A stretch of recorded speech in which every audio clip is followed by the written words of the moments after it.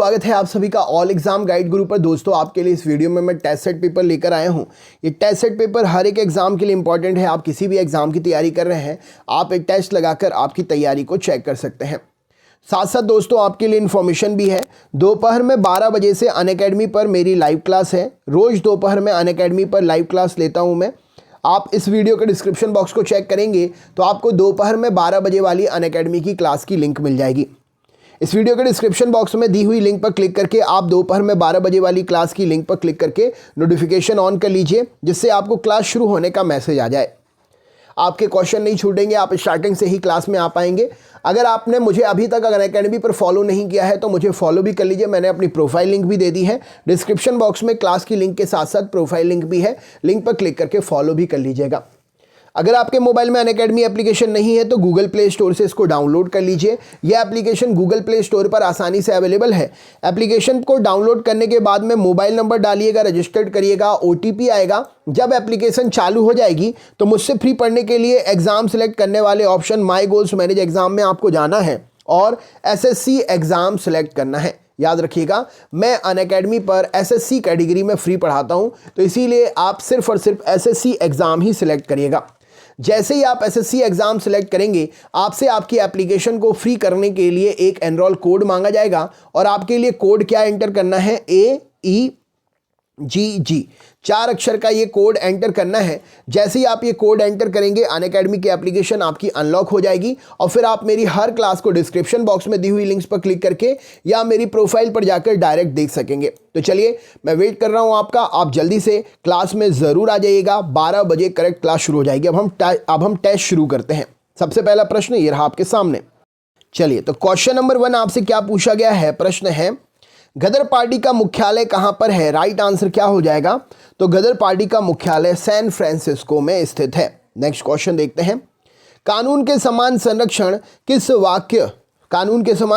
इस वाक्य को कहां से लिया गया है? तो कानून के समान संरक्षण इस वाक्य को अमेरिका से लिया गया है। राइट आंसर हो जाएगा। नेक्स्ट क्वेश्चन देखते हैं। फूट डालो और शासन करो की नीति किसने अपनाई थी? राइट आंसर क्या है? तो फूट डालो और शासन करो की नीति लॉर्ड कर्जन ने अपनाई थी। सही उत्तर हो जाएगा। Next question. संयुक्त राष्ट्र संघ किस वर्ष अस्तित्व में आया? क्या उत्तर हो जाएगा इस प्रश्न के लिए? तो संयुक्त राष्ट्र संघ जो है ये 1945 में अस्तित्व में आया। राइट आंसर हो जाएगा। मेरे पास खून, पसीना और आंसू के अतिरिक्त देने के लिए कुछ भी नहीं है, ये वाक्य किसने कहा था? राइट आंसर क्या हो जाएगा इस प्रश्न के लिए? तो मेरे पास खून, पसीना और आंसू के अतिरिक्त देने के लिए कुछ भी नहीं है, चर्चिल ने यह बात कही थी। राइट आंसर हो जाएगा इस प्रश्न के लिए। नेक्स्ट क्वेश्चन देखते हैं। निम्न भाषाओं में से कौन सी संविधान 71वें संशोधन अधिनियम 1992 द्वारा प्रविष्ट नहीं की गई है? राइट आंसर क्या है इस प्रश्न के लिए? तो डोगरी भाषा जो है संविधान के 71वें संशोधन अधिनियम 1992 के द्वारा प्रविष्ट नहीं की गई है। Next question.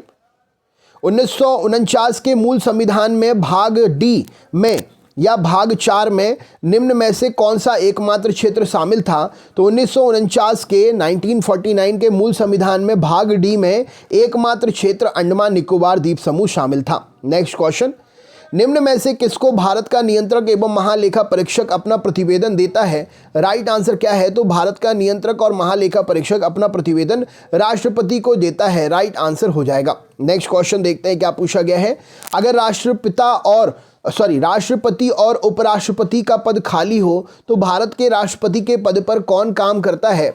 तो अगर राष्ट्रपति और उपराष्ट्रपति का पद खाली है तो इस पद पर जो है भारत का मुख्य न्यायाधीश जो है वो कार्य करता है। राइट आंसर हो जाएगा। नेक्स्ट क्वेश्चन देखते हैं। अखिल भारतीय ट्रेड यूनियन कांग्रेस के प्रथम अध्यक्ष कौन थे? राइट आंसर क्या हो जाएगा इस प्रश्न के लिए?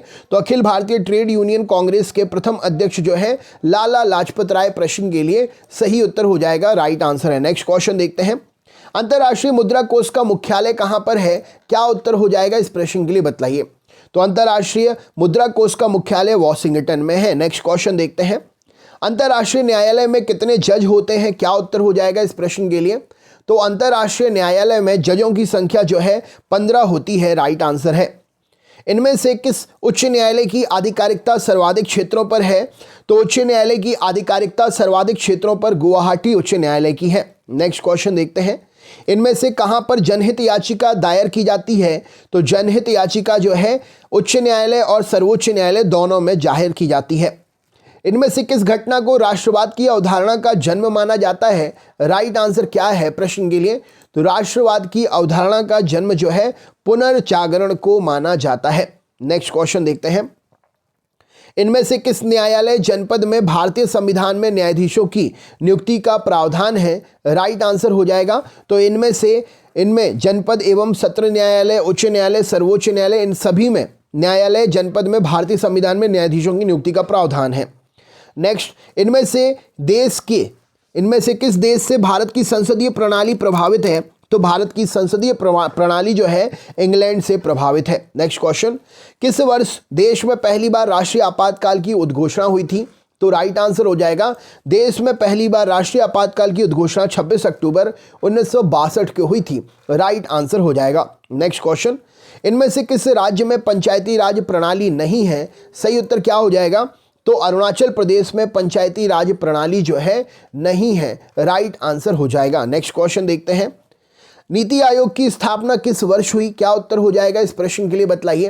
तो नीति आयोग की स्थापना 1 जनवरी 2015 को हुई। राइट आंसर हो जाएगा। नेक्स्ट क्वेश्चन देखते हैं, प्रतिभा पाटिल को किस वर्ष भारत की पहली महिला राष्ट्रपति चुना गया?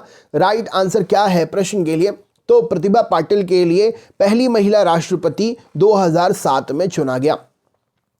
अगला क्वेश्चन है, इनमें से किस समिति के सदस्य राज्यसभा से नहीं लिए जाते हैं? तो प्राक्कलन समिति के सदस्य राज्यसभा से नहीं लिए जाते हैं।